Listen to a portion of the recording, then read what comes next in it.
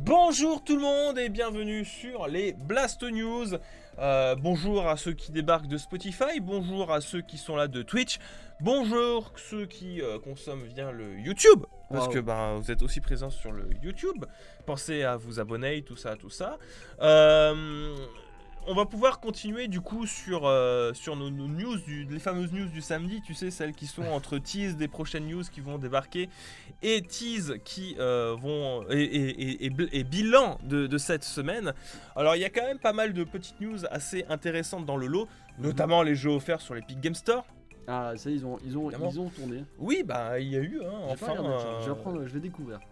Il y a des nouvelles, il y a eu une nouveauté qu'on avait vue la semaine dernière parce que c'était qui sont arrivées jeudi, et il y a des nouveautés qui vont arriver la semaine prochaine. On reste encore sur de l'indé. La DualSense qui a été présentée, alors c'est clairement pas la news la plus intéressante du lot, mais je l'ai mis pour pouvoir caser PS5 dans mes tags. Ils ont fait tout un pataquès, on y reviendra pour finalement pas grand chose, hein. Of course, ça va de soi, c'était très soporifique pour pas changer. On parlera de Crysis sur Switch. Oh là, c'est vieux. Crysis sur Nintendo Switch. Qui a été présenté et ça a été une petite surprise pour moi, mais c'est développé par Cyber Interactive. D'accord. On verra ce que ça engendre parce que c'est pas si dégueulasse que ça, mais pas si surprenant que ça non plus. On parlera de la fin de la production de la Xbox One X et de la Xbox All Digital d'ici à maintenant en fait. C'est rapide. C'est terminé pour la Xbox One X et la Xbox All Digital. On parlera toujours du côté Microsoft du Project X Cloud qui a été annoncé comme rejoignant le Game Pass. On verra ce que ça veut dire et ce que ça va impliquer et qui arrivera et à quelle date il arrivera officiellement. Et enfin, on terminera sur une petite analyse des déclarations de Neil Druckmann, donc de chez Naughty Dog, sur le crunch, puisqu'il a enfin donné quelques précisions là-dessus, entre langue de bois et, on va dire, pas Eto qui se resserre, mais vérité, entre guillemets, qui peut se redessiner. Ça serait intéressant de pouvoir en parler. Je ne parlerai pas de Stadia, parce qu'il n'y avait rien à annoncer là-dessus de particulier. Et de toute manière, voilà, vous me connaissez. Si je peux éviter d'en parler maintenant, je préfère le faire parce que c'est clairement pas une offre intéressante et je trouve que c'est trop du forcing pour pouvoir être communiqué. Du moment qu'ils n'ont pas changé, à mon sens, leur modèle économique, ça ne vaut pas le coup de se pencher sur eux parce que c'est une grosse arnaque à base de forcing et d'utilisation de leurs propres médias comme YouTube, Google, etc. pour essayer de sauver les meubles. Le terme a été lâché. On enchaîne.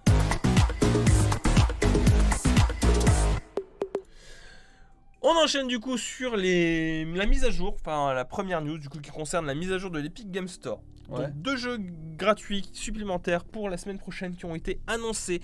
Vous pouvez d'ores et déjà récupérer Torchlight 2 sur l'Epic Game Store, genre maintenant. Tout de suite. Donc allez-y, faites-vous plaisir sur Torchlight 2. Il est récupérable gratuitement depuis jeudi. Depuis jeudi soir. Et les prochains jeux ont été annoncés également, à savoir qu'arriveront Next Up Hero, qui est un dungeon crawler, comme jeuxvideo.com le dit, un petit peu exigeant, donc attendez-vous à de la difficulté dessus. Et on retrouvera également Tacoma, qui est un jeu d'action-aventure créé par les papas de Gone Home, pour fouiller une station spatiale qui a l'air sympatoche également.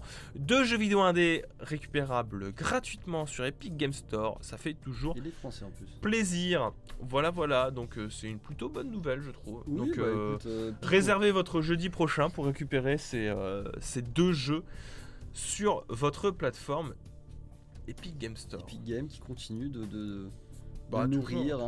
C'est pas des gros jeux, c'est pas ça qui va. Ouais, mais ça fait quand même plaisir. Faites l'effort de les récupérer pour découvrir quoi. Je suis sûr que si tu les consommais semaine par semaine, tu aurais le temps de jouer à tous tes jeux d'une semaine jusqu'à qu'ils refresh, tu vois. Ouais. Donc techniquement, même si c'est pas des gros jeux, c'est quand même des jeux assez cool qui, si vous n'avez pas envie de dépenser d'argent ou vous pouvez pas, vous avez des jeux gratos et ça fait méga plaisir en vrai. Je t'avoue que où était Epic Game quand j'avais 15 ans il faisait Gears of War. Il avait pas un rond et il faisait Gears of War. Ils avaient pas un rond. Non, moi j'avais pas un rond pour acheter des jeux. J'avoue que moi j'aurais été content. J'avoue, pareil. Bon après, à 15 ans, j'avais pas un super PC, donc... Oui, mais bon, regarde, c'est des jeux indés, en vrai. Alors celui-là, effectivement, j'aurais peut-être pu le faire tourner, mais alors lui, Ouais, je pense. Regarde. j'avoue, ça aurait été compliqué. Hein. Ouais, après, 70% des jeux, ils sont pas très gourmands. Mais j'avoue que moi, je me revois moi en train de chercher plein de jeux gratuits à base Pareil. de free-to-play bizarres et de Ouais, MMO ouais, nuls. C'est ça, mais la même. Là, j'avoue que j'aurais été très heureux de... J'aurais été très heureux. Allez, on enchaîne. Alors on enchaîne du coup sur la fameuse PlayStation 5 avec du coup ce fameux DualSense qui a été présenté pendant un truc comme une demi-heure, 3/4 d'heure je crois, par Geoff Jones pendant le Summer of Gaming, je crois que c'est ça, Summer of Game, je sais plus. Summer Game Fest, voilà, qui remplace le 3. Ah d'accord. E3 Gamecom, tout ça, voilà, c'était censé être le 3. Et le Summer Game Fest, c'est le monsieur qui parle avec des personnalités du jeu vidéo, etc. D'accord. Bref, on a présenté le DualSense qui est la nouvelle manette de la PlayStation 5 qui se veut être pleine de promesses. Une manette qui a été présentée du coup avec Astro's Playroom, le jeu qui sera offert avec toutes les PlayStation 5 pour tirer parti de toutes les fonctionnalités de la PlayStation 5. Voilà, c'est une sorte de jeu démo technique qui pourrait être très sympa, hein, je n'en doute pas, mais qui sera une sorte de jeu démo technique pour la manette. Un petit peu comme ce qu'a été Tearaway au début de la PlayStation 4. Parce que la Tearaway, c'était un petit peu ça aussi, hein, pour ceux qui se souviennent de l'époque où on l'avait fait en stream sur YouTube. Avec Iconoblast, et ouais, il ressemble un petit peu à Tearaway sur le principe. Alors qu'est-ce qu'on a appris sur cette manette? On nous a appris qu'est-ce que c'était que les retours haptiques, sur ressentir la glace, ressentir la tension d'un ressort dans un robot, avec les gâchettes notamment, puisque les gâchettes pourront avoir différents types de tension, comme par exemple quand tu bandes un arc avec la gâchette, tu pourrais ressentir la tension de cet arc qui serait une tension différente de si tu tires sur un ressort. Souffler dans le microphone pour simuler du vent, comme sur la Nintendo DS aussi. C'est une possibilité, comme on le voit dedans. Donc plein de petites présentations, différents types de vibrations également, pour nous faire ressentir différentes choses dedans via cette manette, avec une manette qui du coup, on le voit sur l'image, est plus imposante que la DualShock 4. Voilà. Clairement plus imposante. Et pas de bouton à l'arrière, comme certains l'espéraient. Écoute, content je suppose. Je sais pas, c'est 45 minutes pour dire ça. Moi, le problème avec ce genre de manette extrêmement multifonction, c'est déjà, ça sera très certainement que sur les exclus. Que sur les exclus. Parce que aucun développeur ne va faire de système pour souffler dans sa manette alors qu'ils le font pas pour Xbox ou pour PC. Ils vont pas dire non mais vous inquiétez pas, on va faire un système, vous allez pouvoir souffler. Et à côté, même pour certaines exclus, je suis même pas sûr qu'il exploite à 100%. Et à côté, encore une fois, ça va faire grimper le prix des manettes, ce genre de truc. Alors j'aime bien moi, je trouve ça stylé, mais je trouvais déjà que le seuil du prix de manette était déjà assez salé. Si ça augmente encore plus, je deviens fou. Ouais, comme tu le dis, il faut que les développeurs l'utilisent. Et encore, là où tu as oublié un détail, c'est que 1, il faut que ce soit des éditeurs tiers. 2, ça va être essentiellement sur des exclus. 3, comme la plupart des fonctionnalités, ça va être oublié en cours de vie de la PlayStation 5, comme le pavé tactile de la PlayStation 4, qui à terme n'est devenu qu'un bouton supplémentaire pour ouvrir la carte. Si, on s'en est servi dans Last of Us pour jouer de la guitare, quoi, c'était rigolo. C'était rigolo, on s'en sert dans Ghost of Tsushima pour faire souffler le vent. Oh, c'est rigolo. Tu le caresses un peu, tu fais ça valait le coup vent. de mettre un pad qui a très certainement fait grimper le prix de 5 ou 10 euros de la manette, quoi. Ouais, c'est clair que ça valait le coup, donc on va voir ce que ça va donner. Ça se trouve, je suis mauvaise langue, tu vois. Oui, j'attends de voir. Moi, j'attends de voir déjà le prix Mais de la manette. je rappellerai que la DualShock 4 est compatible sur la PlayStation 5, donc ça met encore une petite épine dans le pied en se disant ah oui, mais si la DualShock 4 est utilisable, pourquoi s'embêter à utiliser les fonctionnalités de la DualSense? Rassure-moi, ils vont mettre une manette avec la console. Dans le Oui, il y aura une manette. Parce que c'est un coup à faire, non, mais non, achetez la manette. Il y aura une manette. Enfin bref, moi je trouve ça très chelou. Je trouve ça Je trouve ça très chelou, surtout qu'ils aient passé tout leur temps à parler que de ça. Ils ont parlé un peu du fameux SSD aussi encore. Encore On nous montre rien. Alors moi je m'inquiète de cette fameuse PlayStation 4 entre les rumeurs de jeux qui ne tournent pas en 4K, le fait que la dernière fois il y a Ubisoft aussi qui a présenté une affiche où les jeux n'étaient pas censés tourner en 4K sur PlayStation 5 mais uniquement sur Xbox Series X et Xbox One X. Donc la old gen, hein. Alors attention parce qu'entre temps ça a été démenti par Ubisoft pour préciser que l'affiche concernait Microsoft. Donc c'est à dire que ça laisse encore une opportunité de voir de la 4K arriver sur des jeux Ubisoft sur PlayStation 5. Ça m'étonnerait quand même qu'ils ne le fassent pas parce Oui, que ça serait... surtout pour un jeu qui est censé sortir sur PlayStation 4 et qui sera au moins en fausse 4K sur PlayStation 4, parce que la PlayStation 4 se dit 4K mais c'est du 2160p, c'est-à-dire c'est un upscale de la 4K. C'est très beau, hein, ça voit la différence, mais c'est pas de la true 4K sur PlayStation 4 Pro contrairement à la Xbox One X. Je pense qu'on aura une douille à peu près pareille, mais ce serait bien quand même que pour les jeux Ubisoft qui sont censés sortir multiplateforme sur une console qui est quand même PlayStation 5 censée être plus puissante qu'une PlayStation 4 Pro, j'espère qu'on aura le droit à au moins de la simili 4K dessus. Cela dit, ça avait fait peur Internet ces derniers temps, et je le rappelle, la plupart des jeux qui ont été présentés lors de la présentation de la PlayStation 5, la plupart des jeux ne sont pas en 4K, notamment par exemple Little Big Planet 3 qui est en... Putain, Retsuko, mange pas de stylo. Merde. Tu vas te mettre du coup partout. Elle vient d'attraper un stylo. Elle l'a débouchonné. Et là, bah écoutez, c'est la course. Je me demande, est-ce que je vais l'aider le chat? Parce qu'il aura du mal à l'attraper. Hein. Sérieusement. Elle tourne autour du... J'arrive.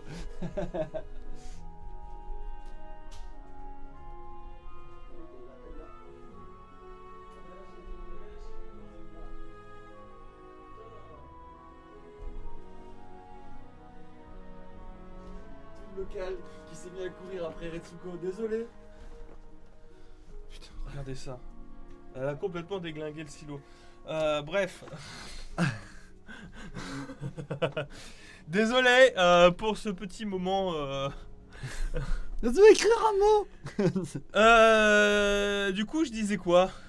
On parlait de la 4K, la fausse 4K et Oui, oui.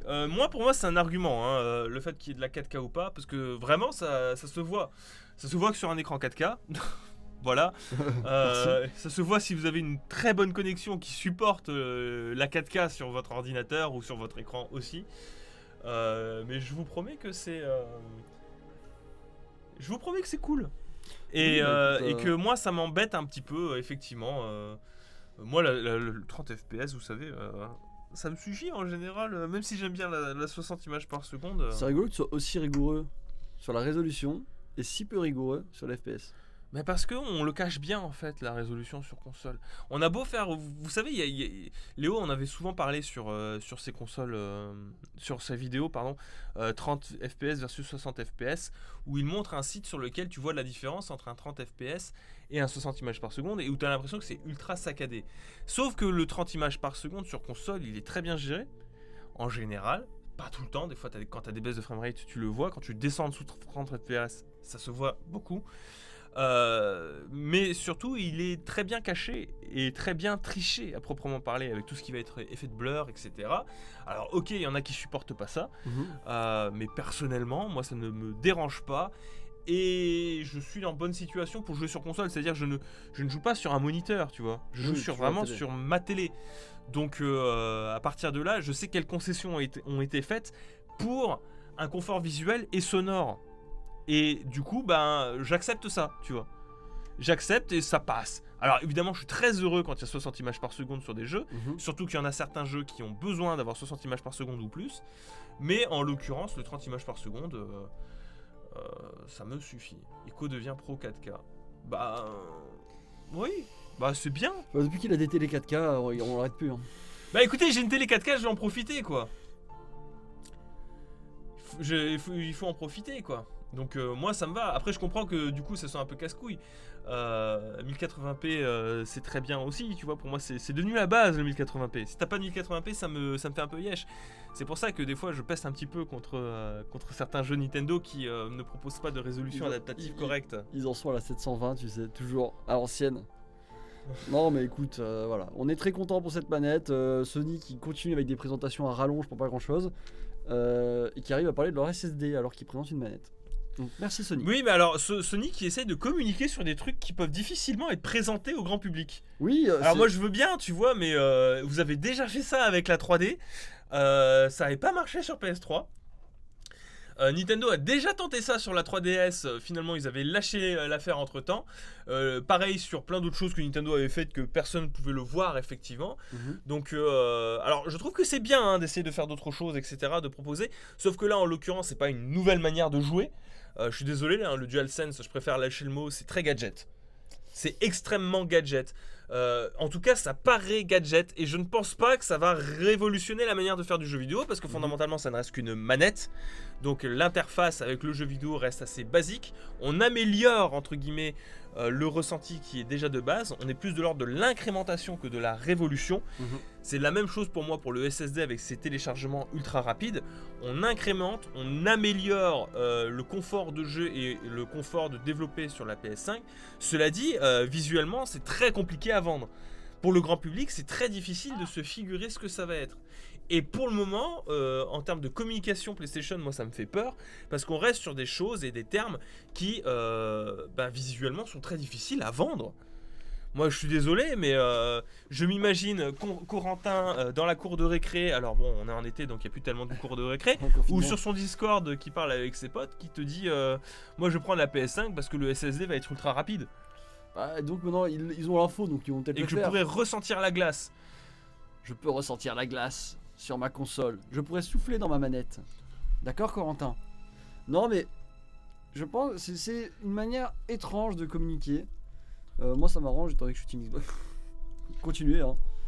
Il faut que, en fait, si tu veux, il faut l'incrémentation, c'est bien, mais il faut une feature, si tu veux, une feature qui se voit. Voilà.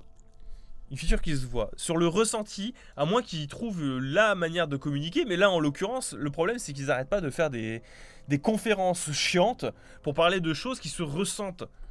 Des choses qui se ressentent, qui s'entendent, etc. Tu peux les mettre en avant de manière sexy, tu vois. Ouais. Là, c'est des conférences nulles qui te parlent de choses qui se ressentent. Voilà.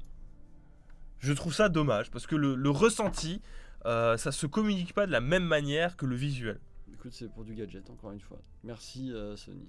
Moi, je suis pas déçu, mais je suis pas non plus hypé, tu vois. Voilà. Ils arriveront pas à me décevoir autant que pour la conférence SSD de 1 heure. On s'est tous regardé, c'était génial. Allez, on enchaîne sur les news qui suivent. Après l'autre là qui a bouffé le stylo. Là. Bon, on va continuer parce que j'ai peut-être passé trop de temps sur cette news alors qu'elle ne servait pas à grand chose. Finalement, ils ont réussi leur coup. Ils ont réussi leur coup, on parle d'eux. C'est trop longtemps. Du coup, la Nintendo Switch, on revient sur de la Switch. Du coup, c'est pas True 4K malheureusement. Ah bon C'est même pas 1080p, c'est 720p 30 images par seconde, mais on a les premières images, entre guillemets, de comment est-ce que tourne Crysis Remastered sur Nintendo Switch. Ça fait bizarre de voir un jeu. C'est développé par Cyber Interactive, ceux qui avaient fait le portage de Witcher 3. Ah, donc ça va être du bon. Donc, on reste sur quelque chose qui peut être encourageant sur l'optimisation. On apprend notamment dedans qu'il y a un système de global élimination de la végétation qui peut se casser ou se plier. On voit également qu'il y a pas mal de lumières qui ont réussi à être importées de la version PC sur la version Nintendo Switch. Ouais. Ça reste encourageant sur les environnements destructibles aussi, parce que c'était un des trucs qui avait fait fureur à l'époque de Crysis, hein, c'était la végétation qui se plie, etc., etc. On le rappellera jamais assez, mais Crysis, c'était la vitrine technologique du PC en 2008. C'était ouf. Tous les Crysis apportaient un gap technologique. Je me souviens que c'était quoi, le 3 avait été... les gens étaient là, mais c'est le futur, c'est le futur. Et, le 3 Le 3, oui. Ah, le 3 Non, Crysis 3. Ah non, c'est de la merde, Crysis 3. Moi, j'avais... Crysis 2 aussi, c'est de la merde. Graphiquement Ah, graphiquement, c'est joli, mais Non, c'est mais de la merde. non, des je jeux. parlais pas du jeu, je parlais du graphisme. Oui, alors ça s'est un peu tassé, hein, c'est-à-dire qu'il a été vitrine technologique, mais petit à petit il est rentré dans les normes. Hein. Oui, bah après, voilà, il s'est passé un truc, c'est que c'était de plus en plus dans les normes, mais ça fait bizarre de voir un jeu comme ça qui a été, on va dire, le représentant des gaps d'un point de vue de graphisme et de ce qu'on pouvait faire dans les jeux sur PC, finir sur Switch. Ça fait bizarre, mais c'est cool en vrai. Je vois pas ce que tu essayes de dire, mais Mais il y a pas d'accord. de. J'essaie rien de dire, je dis juste que ça fait bizarre de Ok, voir il n'y un a, pas jeu de- y a pas de qui a sous-entendu. été la vitrine de ce que pouvaient faire les PC finir sur Switch. D'accord. C'est tout, il y a rien, il y a pas de sous-entendu de ce que j'essaie de dire. Ok.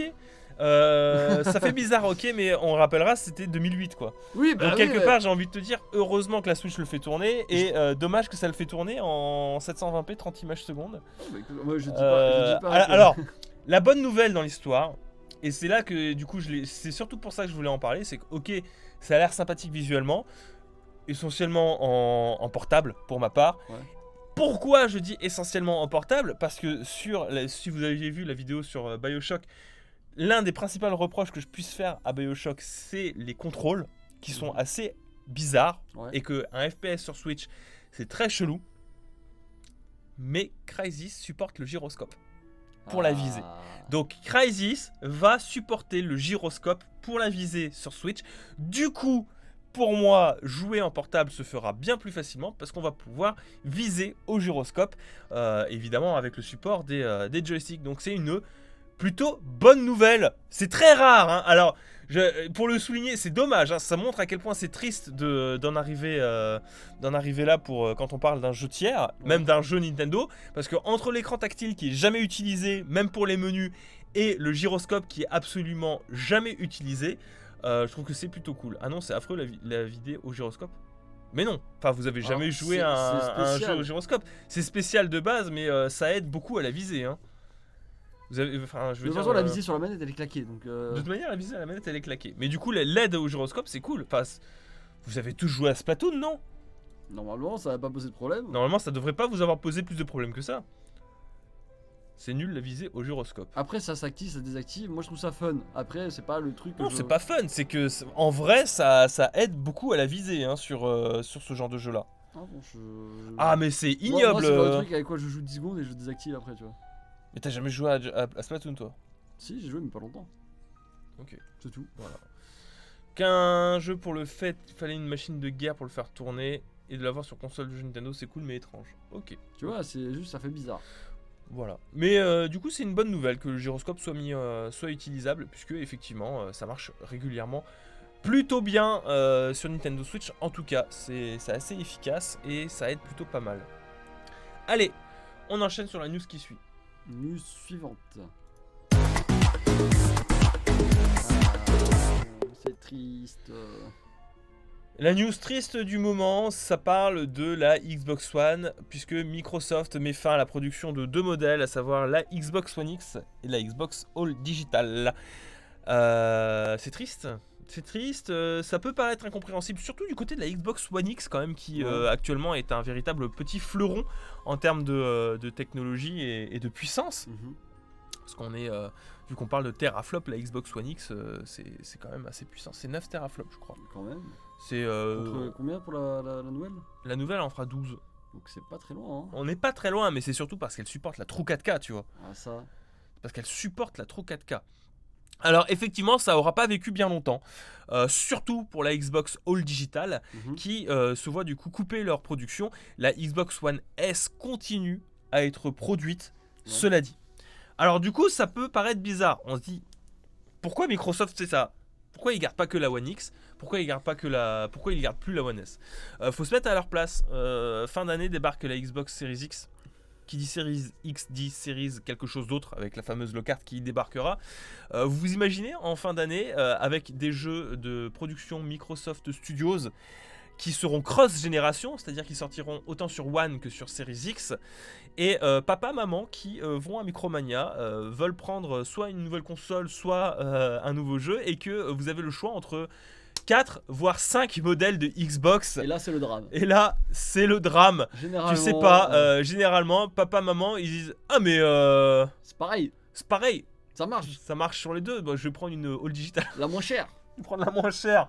Ils prennent la moins chère, la All Digital, avec un jeu qui ne tourne que sur Series X. Alors je grossis le trait. Évidemment, je grossis le trait. Mais l'idée, c'est aussi de créer une sorte de gap générationnel, puisque tu squeezes la One X. La One X, elle disparaît. Voilà. Bien que ça arrive. Hein, mais Et bon. c'est aussi d'offrir une certaine lisibilité sur l'offre de Microsoft. Du coup, ne reste que la Xbox One, la One S, et la nouvelle génération avec la Series X. Voilà. Je pense que l'idée, elle est derrière là-dessus aussi de faire comme ça et d'offrir, comme je le disais, une sorte de gap générationnel, puisque la One S reste quand même moins puissante que la One X et les jeux sont un peu moins fins dedans et surtout proposent de la 1080p uniquement et pas de la 4K. Ça peut sembler bizarre, mais c'est logique. C'est logique. Ils préparent le terrain pour la suite, pour éviter qu'il y ait des problèmes de compréhension chez les plus. Mais c'est dommage. C'est dommage. Mais c'est logique. On peut mais pas, c'est dommage. on peut pas leur jeter la pierre. Moi, ça me rend triste pour la série X parce que c'est vraiment une super machine que vous pouvez trouver pour vraiment pas cher en période de solde. Moi, je me souviens que la mienne, je l'ai payée 250 €. Ça va. Le prix de base, c'est 400. Tu l'as à moitié prix, quoi. Je l'ai eu presque à moitié prix et j'avais un jeu dedans. Oui, donc tu l'as clairement eu à moitié prix. Je l'ai eu clairement à moitié prix. Donc ouais, c'est une très très bonne console avec des belles améliorations, même sur de la rétrocompatibilité, etc. Mais bon, toutes les bonnes choses ont une fin. Et si vraiment vous voulez pas sauter le pas de la Xbox One X, de la Xbox Series X, pardon. Même moi je m'y perds, hein, ça va être plus simple plus tard. Si vous voulez pas sauter le pas de la Xbox Series X, mais que vous êtes quand même curieux de ce que propose l'environnement Xbox, bah, vous avez toujours la Xbox One S, qui est très bien et qui se trouve à 120 balles en régulièrement, hein, 120, 160 balles en moyenne pour une première entrée, avec, je le rappelle quand même pour monsieur et madame tout le monde, l'une des meilleures offres, si ce n'est la meilleure offre de lecteur Blu-ray 4K. On le rappellera jamais assez, mais une Xbox One S, c'est un lecteur Blu-ray 4K vraiment pas cher et très efficace. Voilà, donc c'est plutôt cool. Donc c'est plutôt cool. Oui, il y a aussi, comme le dit Joyson, il y a aussi la problématique de production de la Series X, parce que plus t'as de modèles et plus ça peut poser de problèmes au niveau de la chaîne de production. Ouais. Bah écoute, de toute façon, on passera tous en Série X et voilà. Exactement. Et terminé. On enchaîne du coup sur une news à nouveau encore assez Microsoft centrée. Ah.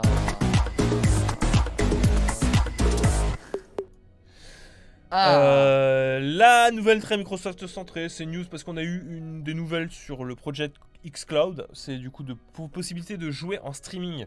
Le fameux streaming Xbox. Sony fait une présentation de manette, Xbox part d'un projet xCloud.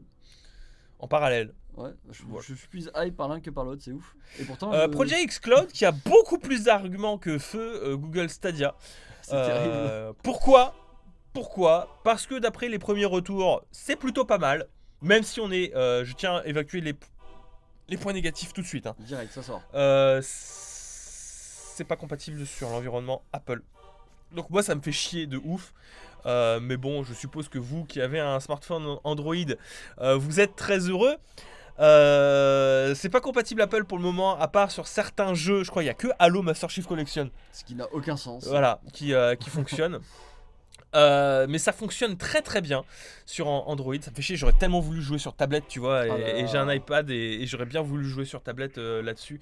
J'espère que ça arrivera très vite. La compatibilité fonctionne très bien, ça marche très très bien. Ça débarque fin septembre, non milieu septembre pardon, je dis des bêtises, milieu septembre officiellement. Ça sort de la bêta milieu septembre. Il vous faut la fibre, évidemment qu'il vous faut la fibre si vous voulez que ça fonctionne au mieux.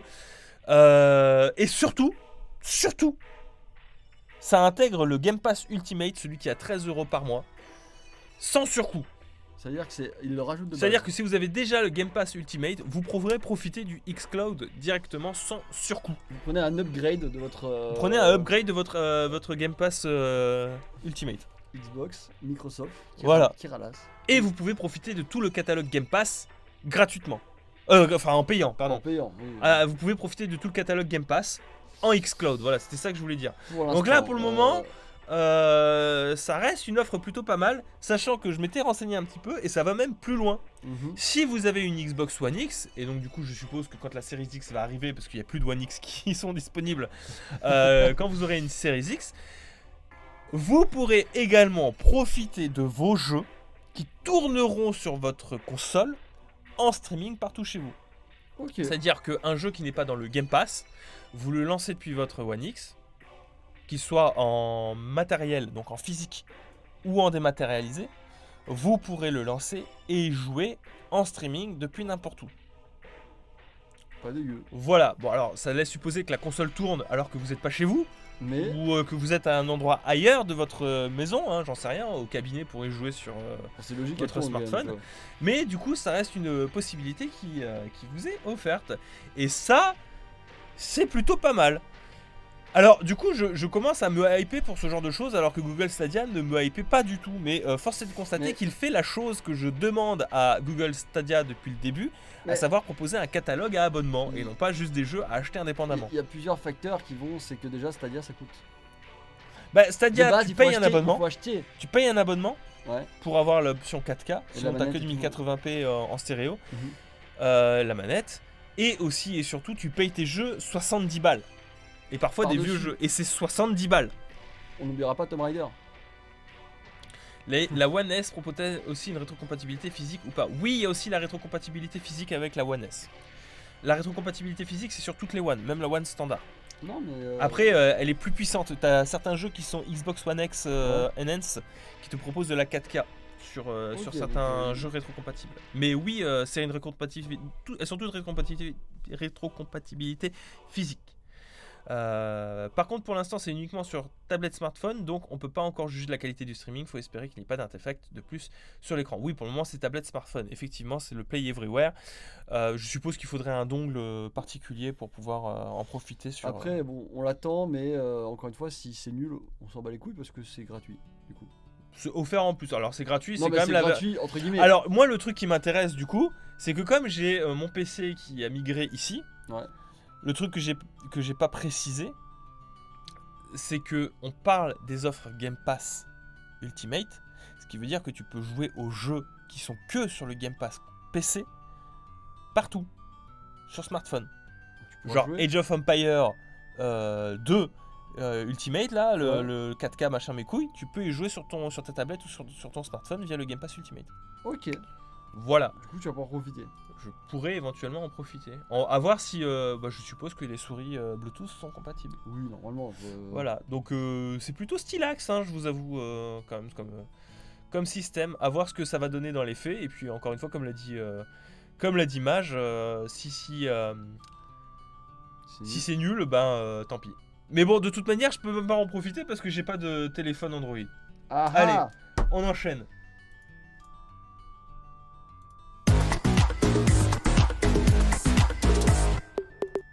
On enchaîne sur la dernière news du Blast News. Mais pas des moindres. Et pas des moindres, puisqu'on va reparler du crunch de Naughty Dog avec The Last of Us qui avait eu lieu dernièrement, puisque Neil Druckmann a pu donner une petite interview et a pu parler un petit peu à propos de ça. Alors, certains diront coucou langue de bois, d'autres diront que peut-être que, vous savez, c'est un petit peu comme les manifestations. 10 manifestants selon la police, 1000 d'après les syndicats, et la vérité se retrouve toujours un petit peu entre les deux. Ouais. Et je pense que ça permet de nuancer à mon sens et de trouver une vérité peut-être qui est effectivement entre les deux. Une vérité qui reste pas glorieuse, tu vois, Ouais. qui est peut-être un peu moins vénère que présentée, mais qui permet quand même d'apporter une nuance sur certains points. Je pense que ce qu'il a dit permet de mettre les choses en perspective. Cela dit, ça reste grave et ça reste une méthode managériale à revoir. Alors je vous lis ce qu'il a dit. Personnellement, je trouve que ça fait un peu langue de bois, mais bon. Il y a tellement de gens dans l'équipe qui m'ont envoyé des mots sympas, des gens qui ont travaillé jusqu'à l'épuisement. Oh là. Je sais que nous avons bossé trop durement et que nous avons eu une certaine réputation qui est en grande partie vraie, ce dont nous ne sommes pas fiers et dont une autre partie s'appuie sur des mensonges, y compris dans des articles réputés. Il y a des personnes qui ont travaillé dur parce qu'elles croyaient en ce projet, en ce qu'il signifie. J'ai un exemple en tête, les fonctionnalités d'accessibilité du jeu. Cela ne vient pas de moi, cela ne vient pas d'Evan, cela ne vient pas de Kirk ou de Anthony, les co-réalisateurs. C'est l'idée de personnes sur le terrain qui voulaient que le jeu soit plus inclusif, que tout le monde puisse apprécier les histoires de Naughty Dog. Ils ont fait des heures supplémentaires, ils ont pris leur temps, même lorsque je leur disais de ne pas le faire. qu'on devait terminer le développement et que l'on travaillait déjà plus trop dur. Ils m'ont ignoré et l'ont fait quand même lorsque je leur ai dit, une fois que le nombre d'options d'accessibilité a dépassé celui d'Uncharted 4, que cela suffisait, ils m'ont tenu tête, ils ont eu raison. Voir la réaction des joueurs qui peuvent y jouer alors qu'ils ne pouvaient pas se lancer dans ce type d'expérience auparavant, voir que cela les touche, ça les inspire. Alors, Mec, c'est le truc le plus crade que j'ai jamais entendu. c'est un peu beaucoup langue de bois, je vous avoue, C'est même- mais c'est sa vérité. Non mais c'est même pas, c'est pas une langue de bois, on est d'accord. Surtout que derrière, malgré tout, il estime quand même avoir fait des erreurs managériales. Mhm. Le problème, c'est que ces erreurs managériales, il les met en lumière de « j'ai échoué sur le plan de mes erreurs managériales, ça ne marchait pas et j'ai amené des gens de l'extérieur pour nous aider. Je veux juste dire que le discours est devenu presque tribal, on est d'un côté ou d'un autre, sauf que c'est bien plus nuancé. » C'est bien d'essayer d'apporter des nuances, le problème reste que, effectivement, peut-être qu'il y avait un problème de management, qu'il y a aussi toujours cette tradition de rester jusqu'à très tard, et qu'il ne remet pas en cause le problème de cette tradition de rester jusqu'à tard. Cette partie est bien, mais celle d'avant là, celle que tu as lue là, je la trouve insane. Il est plus ou moins en train de dire, c'est eux qui l'ont voulu. Ouais. Plus ou moins en train de dire, c'est eux qui m'ont tenu. Mais t'es en train de dire que tes employés t'ont tenu tête. Mais en fait, le problème, c'est qu'il montre deux personnes. Ouais. Et vous allez pas me faire gober qu'il y a que deux personnes qui se sont occupées des options d'inclusivité et d'accessibilité dans Last of Us 2. Ok, il y a deux mecs qui ont tenu tête à Neil Druckmann dessus. Mais ces deux mecs, ils ont entraîné peut-être de force 4, 5, 6, une dizaine de personnes derrière Voire plus. pour permettre ces options d'accessibilité là et qui les ont empêchés de partir tard. Et il est là le problème, c'est que le crunch, mon cher Neil Druckmann, ça ne concerne pas que des pontes qui ont un intérêt à faire fonctionner tout ça, qui vont avoir leur nom crédité de manière en gros et en gras sur la fin du jeu, leur servira qui vont dans faire leur carrière. qui leur serviront dans leur carrière, effectivement. C'est que derrière, vous avez sous couvert d'une motivation, sous couvert de de votre tradition à vouloir faire les choses bien, emporter dans votre sillage des personnes qui n'avaient peut-être pas envie de rester plus que de raison à cruncher sur votre jeu. Voilà, alors, ça reste une affaire compliquée. Oui. Il y a des erreurs qu'il accepte volontiers de présenter, mais je trouve qu'il botte beaucoup trop en touche sur pas mal de choses. Bah, il se lave les mains la première partie en mode ils m'ont tenu tête et c'est terrible. Je trouve, moi je comprends pas comment tu peux dire un truc comme ça. T'es le patron, c'est toi qui décides en soi. Tu peux. Personne n'est censé te tenir tête, tu fais pas ça. Il reconnaît à moitié ses erreurs une fois la tempête médiatique passée. C'est ça. Et C'est facile, hein. c'est facile de dire ok j'ai eu tort et à côté. Après, effectivement, faut pas voir non plus tout. Oui, mais. Je pense effectivement qu'il y a besoin d'apporter des nuances, mais encore une fois, c'est pas non plus, c'est pas non plus la peine de Après ça me met un peu mal à l'aise. d'occulter, quoi. Ça te met mal à l'aise, Oui, toi très mal à l'aise parce que j'ai connu un peu ce genre de truc en mode ouais bon c'est les mecs qui veulent le faire, ils sont déterminés et tout, alors que derrière tu sais que soit les mecs ils tiennent tête, soit si tu refuses tu te fais niquer. Parce que c'est là c'est bien de dire en mode ouais ils m'ont tenu tête, mais qu'est-ce qui serait passé si ces deux personnes ou peut-être plus ne lui avaient pas tenu tête, tu vois? Je sais pas s'il aurait été aussi satisfait ou ça aurait pu leur poser problème, tu vois. Donc il y a aussi si je lui tiens pas tête. Non, mais il y a cette histoire de tenir tête ou pas, mais tu peux aussi partir du principe qu'il y a des gens qui sont de bonne volonté et qui kiffent véritablement faire ce qu'ils font Peut-être. et qui sont animés d'une chose. Mais c'est pas une raison pour tirer. Après, voilà, le truc qui parle là-dedans, tu vois, et je pense que voilà, c'est ici. Lorsque nous avons pris des mesures pour limiter les efforts, des employés étaient mécontents. Mécontents qu'on les oblige à quitter leur bureau. Mais... Là, le truc qui sous-entend derrière, c'est quand même qu'il a tenté de faire des trucs, mais qu'il y avait des gens qui n'étaient pas contents de pas assez travailler. Je veux dire, ça peut exister, Oui, c'est ça vrai. existe, mais Ça existe, c'est pas une raison pour ne pas mettre en place des horaires de bureau effectives et de forcer les gens à faire un break. Tu vois, c'est normal de faire un break. Quand de t'es temps patron, en t'es temps. responsable de tes employés. Il y a des règles. Tu ne peux pas laisser les gens travailler plus, du moins de cette manière, et encore plus imposer aux autres de travailler plus, parce qu'il y en a qui travaillent plus, et c'est pour ça qu'il y a des règles. Ouais.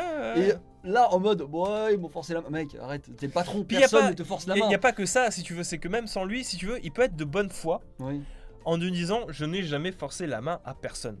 Mais attends, laisse-moi terminer. Vas-y. Il faut pas oublier que dans un groupe, des fois, tu peux te sentir mal à l'aise quand d'un côté tu as des personnes qui de bonne foi vont rester jusqu'au bout pour faire les choses longtemps parce qu'elles sont motivées et passionnées, et de l'autre tu as une personne qui est quand même moins motivée à rester longtemps mais qui va se forcer à rester parce que tout le monde reste.